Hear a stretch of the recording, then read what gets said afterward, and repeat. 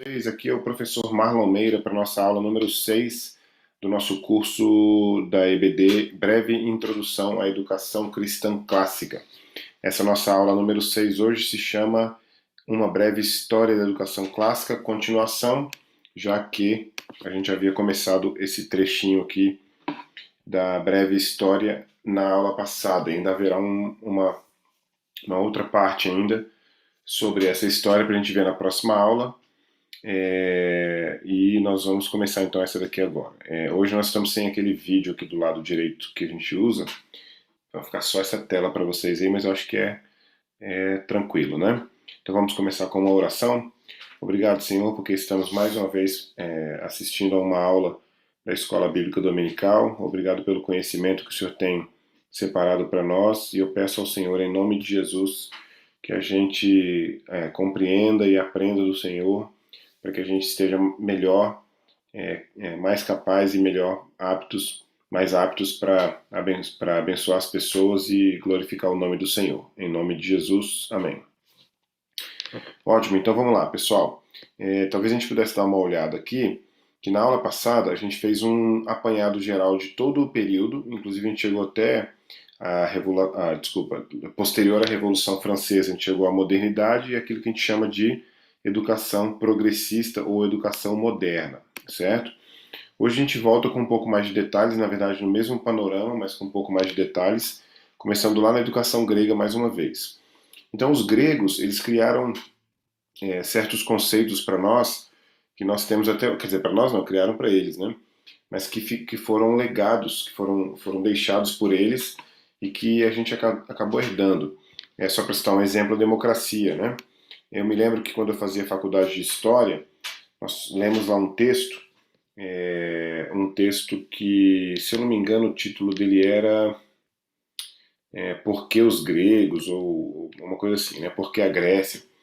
E o autor descreve uma série de coisas do nosso tempo, do nosso tempo mesmo, né? Do século XXI, que são coisas que são legados do período grego, né? Democracia é apenas um desses conceitos, né? Uma dessas ideias. Além disso, eles deixaram para nós também grandes legados artísticos e literários, né? E entre eles a gente vai observar aqui agora a educação que eles ofereciam para os seus cidadãos, para o seu povo, e que a gente consegue entender que é o início daquilo que nós chamamos hoje de educação cristã clássica. Aliás, é o início daquilo que a gente chama de educação clássica, porque inclusive hoje, na nossa aula, você vai ver em que momento e como que os cristãos assumiram definitivamente o controle da educação clássica, e por isso que a gente hoje chama de educação cristã clássica. Não é isso? Mas vamos lá então. Um dos conceitos também que os gregos deixaram, um conceito obviamente deles da época, que eles usavam, criaram e usavam, e que deixaram para nós, é o conceito a palavra chamada arete, que é uma palavra que significa excelência, mas também pode ser considerado como realização. E é claro que, na perspectiva grega, essas características eram individuais. O grego não tinha o grego não via essa arete como sendo algo coletivo, né? Por mais que se desenvolvesse em benefícios coletivos, mas a arete é a excelência e a realização individuais. Dentro da perspectiva educacional dos gregos, as crianças começavam a ir para a escola com 7 anos de idade, e entre os 7 e os 14, essas crianças frequentavam todos esses termos aqui são termos latinos, mas a gente tem os seus equivalentes lá em grego, né? Inclusive porque eu estou seguindo a orientação do nosso livro lá que nós usamos.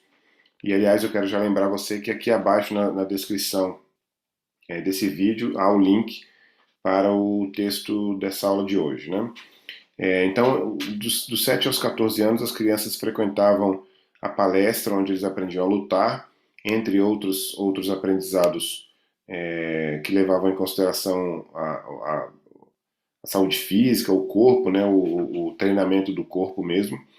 Havia também uma escola de música, onde eles aprendiam leitura, recitação, escrita, aritmética e também a tocar lira, ou tocar um instrumento, mas no caso a lira especificamente, e a cantar também. É bom lembrar que o termo música para os gregos não tinha a mesma conotação que há para nós hoje, né? Inclusive porque, eu não sei se você já teve essa experiência, se você já leu o poema, você com certeza já teve essa experiência, mas é possível que isso aconteça inclusive em alguns textos, como é que chama quando não é poema, poesia, em prosa, né? Eu me lembro de ter lido, por exemplo, um texto do Mia Couto, do autor moçambicano, e eu me lembro de ter percebido, talvez pela forma que eu estava lendo, né, ter percebido uma espécie de musicalização na própria leitura.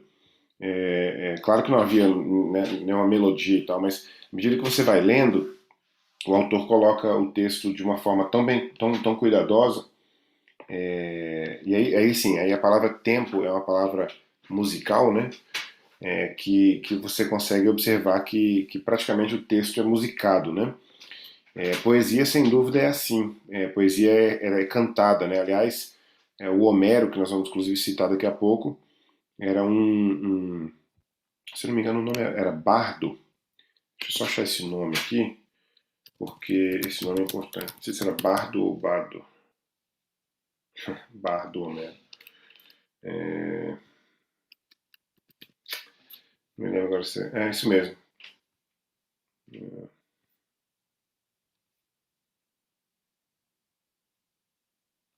Aqui, ó. Tocava e cantava, ele era chamado de bardo. Na verdade, bardo é uma. Deixa eu só ver se eu acho isso aqui. Bardo. É isso aqui, ó. Bardo ou Aedo, na Europa Antiga, era uma pessoa encarregada de transmitir histórias, mitos, lendas. Peraí, deixa eu aumentar isso aqui para você. Bardo ou Aedo, na Europa Antiga, por exemplo, Grécia, que é europeia, lógico, né?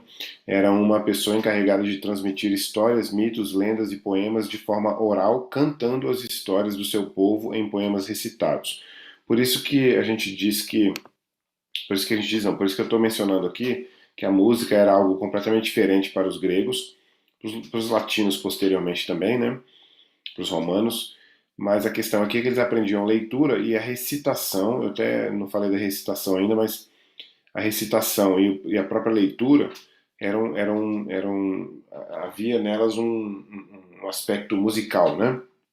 De tempo, de canto e tal. Obviamente que havia instrumentalização,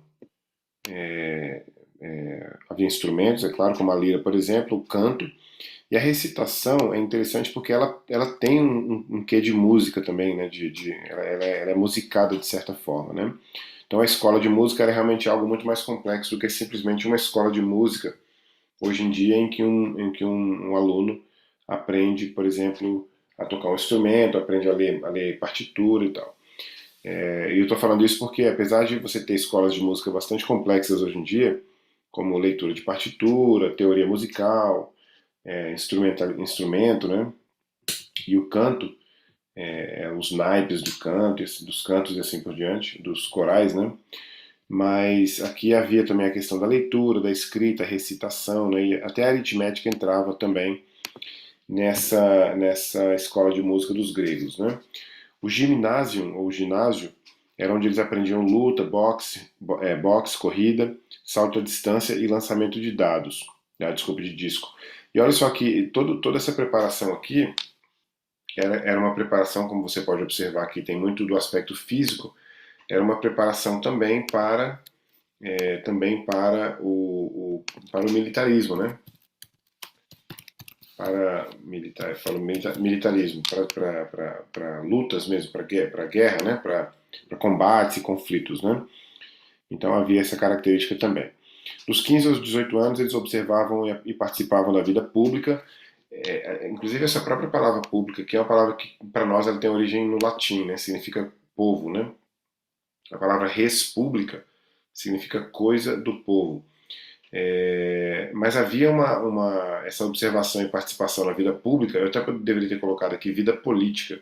E aliás, a palavra política aqui, como a gente vai ver também daqui a pouco, tem uma conotação diferente do que nós temos a palavra política hoje. A palavra política aqui seria participação na cidade ou na polis, né? A cidade grega era chamada de polis e, portanto, as palavras que nós temos como política, por exemplo, são derivadas da palavra polis e que, na verdade, significam, entre outras coisas, a mais importante, significa a participação na vida pública, na vida da cidade mesmo, né? Dos 18 aos 20 anos, de 18 aos 20 anos passavam por treinamento militar, de novo aqui, esse treinamento militar já havia sido preparado de certa forma nesse período aqui e nesses locais, né, com esse propósito. E havia também um treinamento para o sucesso político que pressupunha que o homem era a medida de todas as coisas. Esse trecho aqui agora que a gente vai entrar é um trecho mais teórico, né? Por exemplo, Protágoras dizia que o homem era a medida de todas as coisas, todas as análises, as avaliações deveriam ser feitas a partir da perspectiva do ser humano, do homem, né, da pessoa em si, que é uma espécie de individualismo, um proto-individualismo, né, vamos dizer assim. Havia o treinamento para retórica, por exemplo, com Isócrates. É bom lembrar que essa retórica aqui ainda não é a retórica que a gente tem na educação cristã clássica, não é a retórica que é o terceiro estágio do trivium ainda, mas inclusive envolvia aqui a retórica, que era a capacidade de conversar bem. Tudo bem que retórica tem o mesmo sentido na medida em que trata da forma de se comunicar eloquentemente, né? Mas os fins aqui eram outros. Havia os fins políticos e até mesmo de persuasão, até com mentiras, né? Para se eleger, por exemplo, como um candidato ou político, ou qualquer coisa nessa medida, nesse sentido. Né? O Platão, seguindo o Sócrates, o Platão foi aluno de Sócrates, ou discípulo de Sócrates, né? Defendia a dedicação à filosofia. Aqui já é bom a gente também fazer uma observação sobre o significado de filosofia naquele período, que não tinha um significado semelhante ao nosso de hoje em dia. Filosofia é algo que todas as pessoas que liam, que escreviam, que pensavam ou que procuravam conhecimento das coisas eram considerados filósofos no sentido de que filosofia significa o amante do conhecimento, né? Philo seria amante e sofia seria o conhecimento, né? Então, nesse sentido, Platão defendia uma dedicação à filosofia. O Sócrates é considerado, aliás, Sócrates é considerado não, o Platão, porque o Platão é que escreve os textos que o Sócrates teoricamente teria dito, mas o Platão é considerado um dos, aliás, é considerado não, existe uma percepção de que há na obra do Platão uma preocupação muito grande com a educação. É um dos textos clássicos sobre a educação, apesar de ser bastante circunstancial, na minha opinião, eu já li o texto, é a Apologia de Sócrates, onde o Sócrates está conversando com, acho que é o Críton, não sei se eu não me engano, e ele, num diálogo, ele defende, eles tratam ali de quem deveria educar o cidadão grego, né, e assim por diante. Então tem um aspecto de educação também. Mas o propósito da filosofia naquele tempo, naquele período, naquela época, era descobrir a verdade, a bondade e a justiça. Aliás, não sei se você sabe, mas o livro do Platão, provavelmente o mais conhecido, provavelmente o mais importante, que é a República, às vezes a gente fala República de Platão e tal. A República, o título original é Sobre a Justiça, né? Então é um texto sobre justiça. A maioria prezava pela lógica, ou seja, pela dialética, que são duas palavras com significados semelhantes aqui. Quando eu digo a maioria, é tanto o Platão, o Sócrates, o Isócrates, Protágoras, independente dos seus objetivos mais práticos, como por exemplo o Sócrates, todos eles entendiam que a lógica e a dialética a lógica ou a dialética era algo fundamental para a educação. Também o Aristóteles vai defender isso, porque ele defende o uso da lógica e da retórica, e, e isso vai levar a gente a perceber que existe um outro conceito dos gregos, que a gente inclusive também herdou, inclusive é um conceito que aparece na Bíblia. Eu queria até achar esse versículo quando eu estava preparando a aula, mas eu acabei não procurando, então vou ver se eu consigo encontrar aqui. Paideia cristã. Não sei se eu vou encontrar. Não.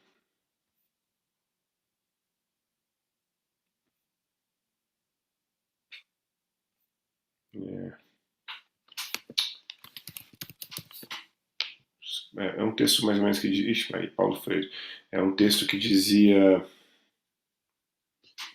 um texto de Paulo que dizia que os pais devem educar seus filhos na paideia cristã, na paideia, não era paideia cristã. Os pais devem, aqui ó, achei. Os pais devem admoestar, deixa eu ver se eu acho aqui.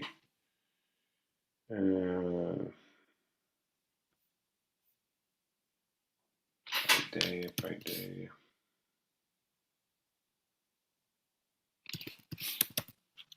Último passo da educação. Aqui, ó.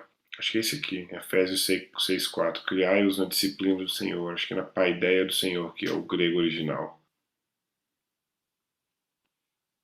Paulo está nos dando o caminho para a criação de filhos virtuosos. Paideia ao mesmo tempo. É exatamente isso, ó. Paideia. Paulo está nos dando o caminho para a criação de filhos virtuosos. Paideia é o mesmo termo que ele usa em Efésios 6. Criai-os na disciplina, ou seja, na paideia do Senhor. Então, um outro conceito que é caro para os gregos e que acabou ficando para nós também é o conceito da paideia. Então, dos gregos herdamos o conceito de paideia, a ideia de que o homem deve ser trabalhado como uma obra de arte sob padrões de excelência, e volto aqui no conceito de arete, né? A educação era a formação do homem e não o treinamento vocacional. Isso aqui é uma diferença fácil de perceber na educação cristã clássica, mesmo essa educação que está sendo resgatada hoje em dia, nos últimos talvez 40, 50 anos nos Estados Unidos e agora no Brasil também. Há um movimento de restauração da educação cristã clássica desde a década de 20 do século passado, mas é bem lento e só a partir da década de 80 nos Estados Unidos é que vai haver a reabertura de várias escolas com um currículo de educação cristã clássica, principalmente a partir de um texto da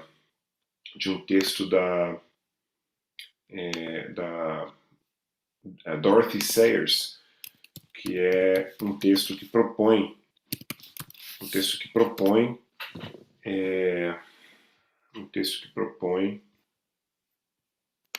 o retorno à educação cristã clássica, ao trivium, na verdade, ela fala especificamente do trivium, e portanto esse texto, deixa eu ver se... ela morreu em 57, né?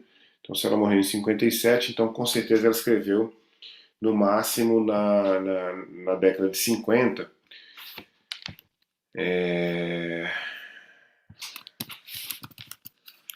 Aqui nem tem ferramentas, tem não. Ferramentas perdidas da educação. Ela escreve, com certeza, pelo menos na década de 50. Deixa eu ver se tem aqui alguma observação do período que foi escrito. Bom, seja como for, o que acontece é que nos Estados Unidos tem havido um retorno, uma renovação da educação cristã clássica a partir desse texto da Sayers, que é um texto curto, inclusive eu sugiro que você leia, está ele em português aqui. Tá aqui, ó, monergismo.com, textos. Vou colocar esse link lá no nosso PDF. Dá uma lida nesse texto depois, ele é curto, é bacana, vale a pena conhecer um texto que retomou a educação cristã clássica como projeto de fato mesmo nos Estados Unidos e agora no Brasil também. Bem, os romanos então. Saímos dos gregos e passamos para os romanos. Seguiram os padrões gregos com alterações. Gramática, lógica e retórica começaram com os gregos e foram continuadas pelos romanos. Você pode ver que a educação clássica, ela começa aí, por exemplo, pelo menos arredondando em 400 a.C.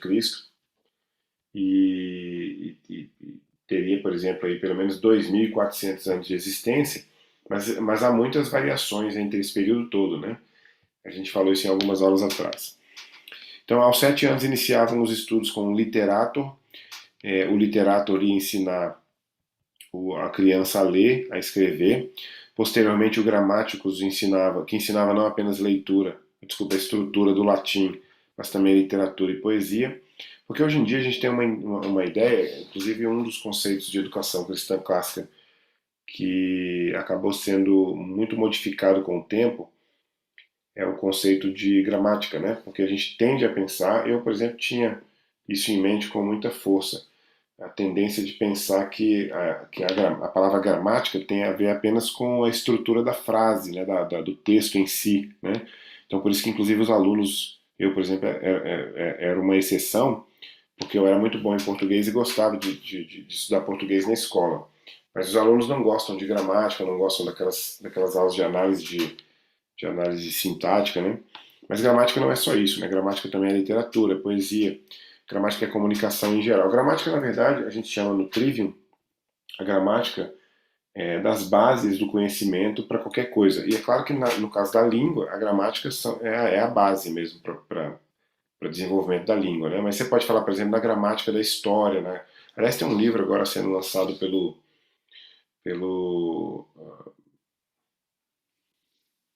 esqueci o nome do autor, um autor brasileiro que chama A Gramática da Civilização, uma coisa assim. Ou seja, é, o básico, vamos dizer assim, para o desenvolvimento, por exemplo, do conhecimento da civilização, né? Então, o gramático se ensinava não apenas a estrutura do latim e também do grego, afinal de contas, o romano estudava grego também, mas também literatura e poesia. Por meio da literatura eram ensinadas história, ética e política. E aí você pode observar que os termos, eles mudam muito de lá para cá, né?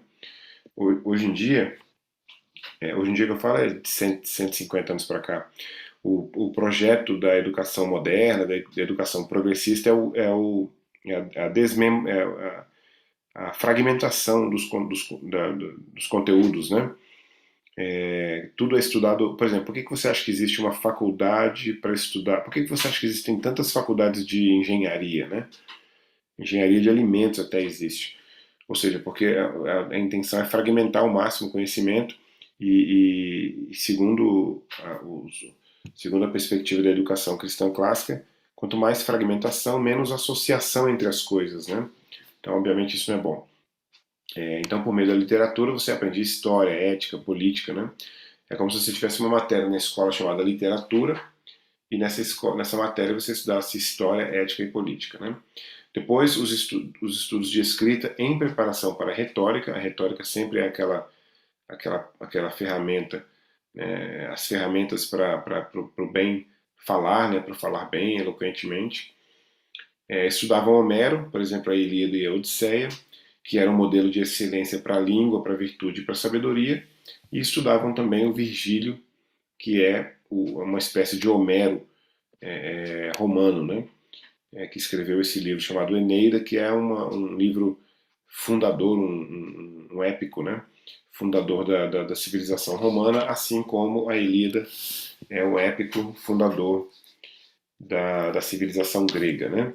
Bem, o Trivium seguiu por longos períodos entre os gregos e os romanos. Gramática, lógica e retórica, ou seja, o Trivium, né? As três partes da educação cristã clássica, do Trivium, aperfeiçoavam a linguagem, que eram as artes verbais, e durante a Idade Média, aí aqui vai uma coisa muito importante para vocês. Eu não sei se vocês sofreram o que eu sofri na faculdade, que foi, de forma inadequada e irresponsável, ter sido ensinado pelos meus professores que a Idade Média era um período obscuro, né? Aliás, eles ensinam isso não por conta própria, mas porque aprenderam a chamar esse período, inclusive, de Idade das Trevas, né? Mas a Idade Média não é a Idade das Trevas e principalmente para nós cristãos a Idade Média é fundamental. Por exemplo, vou citar só um exemplo para você entender o quanto a Idade Média é importante para nós cristãos. Por que a história é importante, né? Porque foi na Idade Média, aliás, foi principalmente na Idade Média, mas começa na Antiguidade, mas principalmente na Idade Média que as doutrinas mais importantes que nós hoje cremos e seguimos foram desenvolvidas por pensadores cristãos durante a Idade Média, né? A partir do Agostinho, principalmente, ou na verdade o Agostinho é um divisor de águas, né? Mas O Agostinho está lá no século IV, V, e de lá para cá todas as doutrinas que nós reconhecemos como corretas foram desenvolvidas na Idade Média, né? Então, durante a Idade Média, 4 artes quantitativas, como a gente viu em alguma aula anterior, que é o quadrivium, foram acrescentadas: geometria, astronomia, música e aritmética. E aqui, só para você ter uma ideia, dentro da geometria você tem rudimentos de geografia, ou seja, mais uma vez aquela ideia de que a fragmentação não é boa, né? Então, por que você tem que ter uma matéria chamada geografia hoje, quando você pode estudar ela na geometria? Mesma coisa com física, né? Gramática, aqui tinha uma vírgula aqui, gramática, havia rudimentos não, na gramática havia literatura e na retórica havia história. Então todas essas matérias eram cobertas com menos nomes e menos setores, vamos dizer assim, né? menos categorias, né? Porque eram categorias que pensavam nas coisas em conjunto, né? E não fragmentado, né? Você não teria, por exemplo, na Idade Média, uma faculdade, uma universidade com, sei lá, 40 departamentos, 40 cadeiros, né? Você teria os 40 temas, mas não em 40 departamentos, né? Essas 7 artes liberais ficaram conhecidas como, aliás, essas 7 artes ficaram conhecidas como 7 artes liberais. A ordem que se aprende é o trivium primeiro, vai de baixo para cima, né? O trivium primeiro, que é composto de gramática, lógica e retórica. E uma vez que você tem esse domínio disso aqui, você tem isso aqui como base para estudar as artes quantitativas, ou seja, geometria, astronomia, música e aritmética, né? Os elementos da educação grega e romana foram compilados, categorizados e formalizados na Idade Média. Termos, por exemplo, como trivium e quadrivium e 7 artes liberais foram cunhados na Idade Média, né? Os cristãos, obviamente, adotaram de forma universal esse modelo clássico e acrescentaram a ele a teologia, que era já na época conhecida como a coroa das disciplinas ou a rainha das ciências, né? Para que a teologia, ou seja, para que essa disciplina servisse aos propósitos educacionais da igreja, né? Durante a Idade Média surgiram as universidades, ou seja, se a Idade Média fosse tão ruim assim, algo como as universidades não poderia ter surgido, né? E aliás, eu quero dizer para você que você deveria ler um livro. Não é um livro muito fácil de ler, não, mas se você estiver interessado em leitura, acho que é esse aqui o nome dele: A Ideia da Universidade.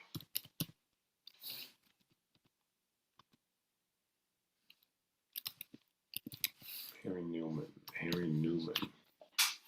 A Ideia de Universidade. Esse livro aqui, ó. A Ideia de uma Universidade. Olha, não sabia que tinha essa edição nova lançada, não. Inclusive pela Eclésia, que é uma editora bastante importante hoje em dia. Esse livro aqui, ele vai dizer para você o que é uma universidade de verdade, não isso que a gente tem hoje em dia, né? Então, por isso que eu estou falando que algo como universidade surgindo na Idade Média já indica que a Idade Média não era exatamente uma época tão de trevas assim, né? Mas foi na Idade Média que surgiram as universidades e foi lá que o quadrivium se tornou independente no sentido de que agora você teria, estou colocando entre aspas aqui, por exemplo, cinco departamentos numa universidade medieval. Você tinha os departamentos do trivium, do quadrivium e mais a teologia, né? Só que, na verdade, você acrescenta-se também o direito e a medicina. E aí você teria direito e medicina, o quadrivium, ou seja, 6, né? E também a teologia, né?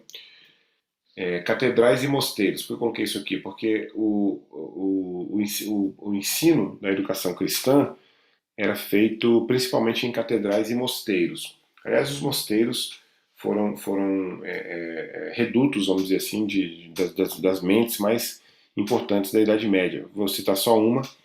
O Tomás de Aquino, por exemplo, era um monge, né? Ou seja, a palavra monge aqui é aquele que está ligado a um mosteiro, né?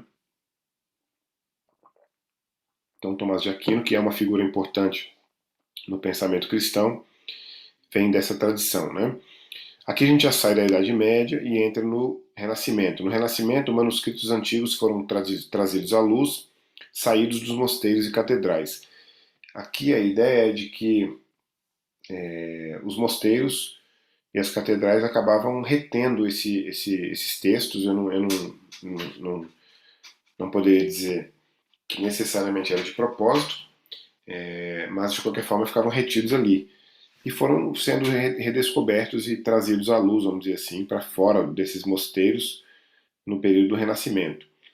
Martinho Lutero e João Calvino, que a gente já entra na Reforma, iniciaram escolas e nelas estudavam os clássicos. O, os reformadores entendiam que o estudo dos clássicos pelos clássicos era incoerente com o cristão. E nesse sentido eu queria fazer uma citação aqui, uma menção de de um curso que tem nos Estados Unidos. Eu sei que talvez você não vá fazer. Na verdade, não é um curso, é uma coleção de livros e DVDs com as aulas, né? Chamado Old Western Culture, que é a cultura do Ocidente Antigo, e que o professor principal lá ele fala uma coisa sensacional numa das primeiras aulas, que ele diz assim que o cristão não estuda os clássicos para encontrar a verdade nos clássicos, né? Ele estuda os clássicos ele estuda a Bíblia e usa a Bíblia como uma espécie de lente, vamos dizer assim, através da qual ele vai verificar os clássicos e reconhecer nos clássicos a verdade que ele encontra na Bíblia como fonte da verdade, né? Então você não estuda os clássicos para encontrar a verdade. E era essa uma perspectiva do Renascimento, inclusive de muitos cristãos, né? Inclusive papas, né? Nesse sentido, Lutero e Calvino vão ter uma espécie, aliás, os reformadores em geral vão ter uma espécie de como é que eu posso colocar aqui? Uma espécie de rejeição, uma proporção de rejeição a esses clássicos, mas na verdade não os clássicos em si, mas a maneira como os clássicos eram estudados pelos renascentistas, né? E por isso eles tinham um cuidado na seleção do que era bom entre esses clássicos, né? O Lutero e demais reformadores acrescentaram o hebraico à tradição dos estudos do grego e do latim. O latim e o grego ainda eram línguas faladas, o grego é até hoje, claro, mas mesmo assim ainda eram estudados com, com, com atenção iguais à história toda da língua, das duas línguas, né? E o hebraico acabou sendo acrescentado. Na verdade, quando eu coloquei Lutero e demais reformadores, havia reformadores, inclusive católicos, dentro do movimento de reforma católica. Eu esqueci o nome agora dele, estou com o nome na ponta da língua. Da universidade, a pessoa que fundou a Universidade de Alcalá. Se a gente colocar aqui Universidade de Alcalá, é capaz de a gente.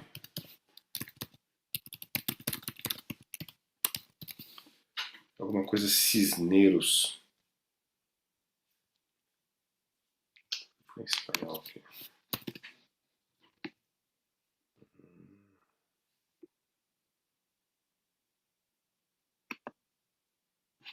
Era. Alguma coisa Cisneros. Bom, vamos continuar aqui procurando, a gente está demorando demais.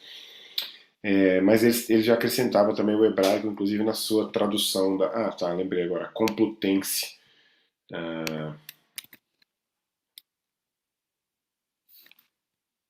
Não, esse aqui não é o que eu queria também, de qualquer forma. Mas enfim.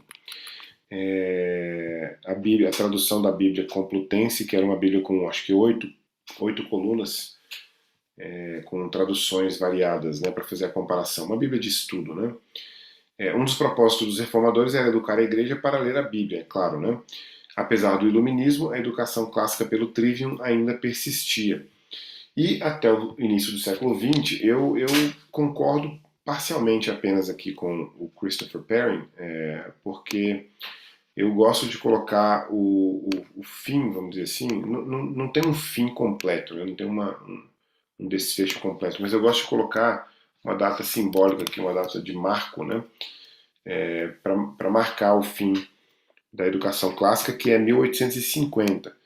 Ou seja, a segunda metade do século XIX já não havia educação cristã clássica com o trivium, Mas na verdade eu coloco isso porque foi a partir de 1850, a gente vai ver isso na próxima aula, a partir da segunda metade do século XIX, que os pedagogos modernos ou progressistas começaram as suas atividades, ou seja, eles começaram a tornar esse modelo, que era um modelo que havia existido por, sei lá, quase 2.200 anos, e agora eles começavam a questionar, e esse questionamento acaba criando aquilo que a gente chama de educação moderna, e portanto o fim seria aí mais ou menos aí. É claro que é uma interpolação, né? Não acaba num dia específico e começa a outra educação no outro, né? Mas essa data aqui também, de qualquer forma, pode ser aceitável. Então, até o início do século XX ainda era possível ver resquícios da educação clássica. Mas aí a pergunta de reflexão que fica para a próxima aula para você é a seguinte: por que essa tradição tão longa parece ser tão nova hoje? Ou seja, por que que a gente fala sobre educação cristã clássica e as pessoas não sabem o que é, as pessoas acham que é uma novidade, as pessoas acham que é uma invenção, né? As pessoas pensam que é algo que a gente está criando agora, que é algo que um grupo de pessoas criou ali há pouco tempo atrás e tal, né, que a gente está tentando implantar em alguns lugares. Por que, que essa tradição de 2.200, 2000, de pelo menos 2.200 anos desaparece, né, vamos dizer assim, desaparece, e precisa ser resgatada e a gente precisa explicar a história para dizer que isso não é novo. Né? Por que isso? Pensa nisso para a próxima aula e aí a gente responde na próxima aula e já continua para concluir essa história, breve história da educação clássica nessas 3 aulas, tá certo? Então vamos orar? Obrigado, Senhor, porque encerramos mais uma aula da nossa classe breve Introdução à Educação Cristã Clássica. Obrigado porque o Senhor tem despertado no mundo um desejo pela uma renovação pela educação cristã clássica, e nós sabemos que essa é a educação que o Senhor escolheu para que nós aprendêssemos do Senhor, Pai. Então eu te peço em nome de Jesus que a gente seja sábio na comparação com a educação moderna e que a gente seja também direcionado pelo Espírito para escolhermos a educação cristã clássica, que é aquela que entende que todas as coisas acontecem segundo a perspectiva bíblica e que nós precisamos entender o mundo segundo a perspectiva bíblica. Aliás, o que eu deveria ter dito é todas as coisas que acontecem devem ser avaliadas segundo uma perspectiva bíblica, inclusive a história, inclusive a educação, e é por isso que a educação cristã clássica é fundamental, Senhor. Eu te peço que o Senhor nos abençoe nesse movimento que é o retorno à educação cristã clássica. É a nossa oração em nome de Jesus. Amém.